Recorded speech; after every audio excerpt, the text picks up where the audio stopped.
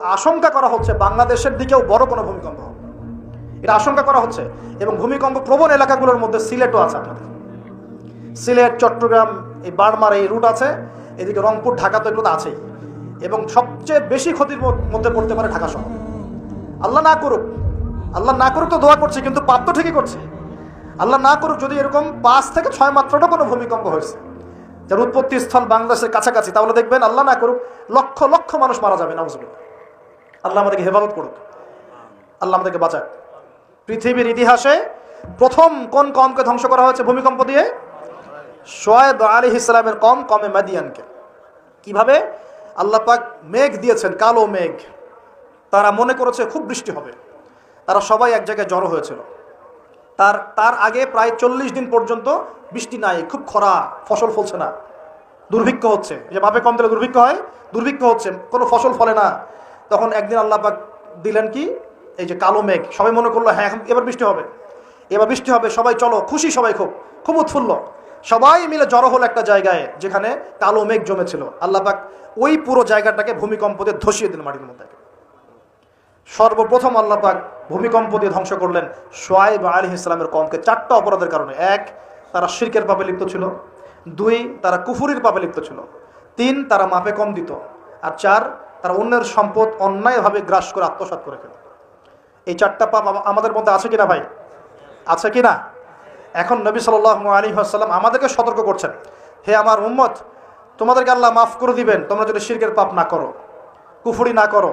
খালি লা ইলাহা ইল্লাল্লাহ মন থেকে পড়লে আল্লাহ মাফ করে দিবে ইনশাআল্লাহ।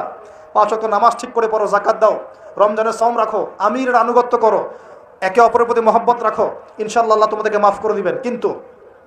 কিন্তু তিনি সতর্ক করলেন। নবী সাল্লাল্লাহু আলাইহি ওয়াসাল্লাম বললেন, বাইনা ইয়াদাইস সাআ। এইবার এই হাদিসগুলো একটু ভালো করে শোনেন, আস্তে আস্তে আমি শেষ করছি। নবী সাল্লাল্লাহু আলাইহি ওয়াসাল্লাম বললেন, বাইনা ইয়াদাইস সাআ, কিয়ামতের আগে আগে, কিয়ামতের আগে আগে আসবে মুতায়নুন শাদীদ, বড় বড় দুটো মহামারী। বড় বড় মহামারী তো বুঝি আমরা, অসংখ্য মানুষ মারা যাবে, এরকম মহামারী আসবে। তারপর বাদাহু, এই মহামারীর পরে আসবে সানাওয়াতু জালাজিল, জালজালা বা ভূমিকম্পের বছরগুলো।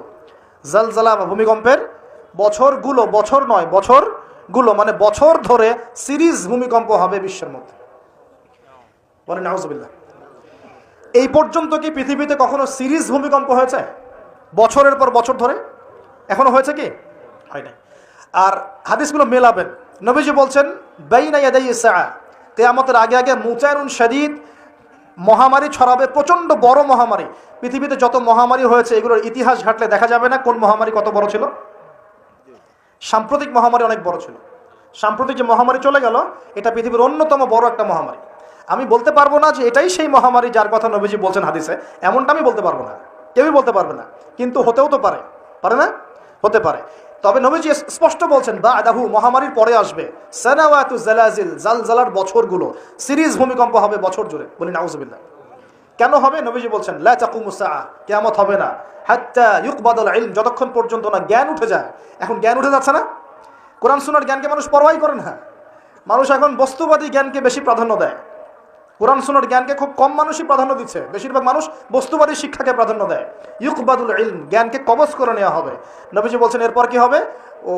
ওয়া তাকসুরা জালাজিল, বেশি বেশি ভূমিকম্প হবে। ওয়া ইয়াতাকারাবুজ জামান, সময় সংক্ষিপ্ত হয়ে আসবে। এখানে অ্যামেজিং বিষয় হচ্ছে কি, প্রত্যেক ভূমিকম্পের সাথে সময় একটু একটু করে সংক্ষিপ্ত হয়। এর রিসার্চ সায়েন্সের। কিভাবে? পৃথিবীর ভিতরে একটা জায়গা আছে যেটা উত্তপ্ত, লাভা, এখানে লাভা আছে। কারণ পৃথিবীর ভিতরটা কিন্তু গরম।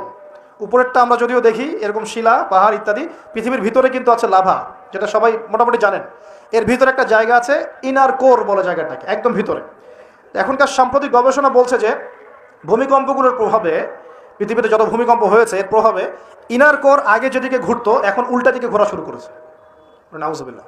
মনে রাখবেন কিয়ামতের অন্যতম আলামত কিন্তু সূর্য পশ্চিম দিক থেকে উঠবে আর সময় সংক্ষিপ্ত হয়ে আসবে। নবীজি বলেছেন যে একটা বছর চলে যাবে একটা মাসের মতো, একটা মাস চলে যাবে একটা সপ্তাহের মতো, একটা সপ্তাহ যাবে একটা দিনের মতো, একটা দিন যাবে কেমন, নবী এটাও বলেছেন। নবীজি বলছেন একটা দিন যাবে একটা ঘন্টার মতো। মানে ঘন্টা মানে কি, যে ম্যাচের কাঠি জ্বালাতে যতক্ষণ সময় লাগে এতটুকু সময়ের মধ্যে মিনিট চলে যাবে। কিভাবে হবে এটা আল্লাহ ভালো জানেন। আবার দাজ্জালের হাদিসেও আছে, দাজ্জাল যখন বিশ্বে শাসন করা শুরু করবে তখন 40 দিন সে বিশ্বকে শাসন করবে। কতদিন? 40 দিন, যার প্রথম দিনটা হবে 1 বছরের সমান লম্বা। প্রথম দিন কত বছর? 1 বছর সমান লম্বা। কে জানে পৃথিবীর গতি থেমে যাবে কিনা, থেমে যেতেও পারে।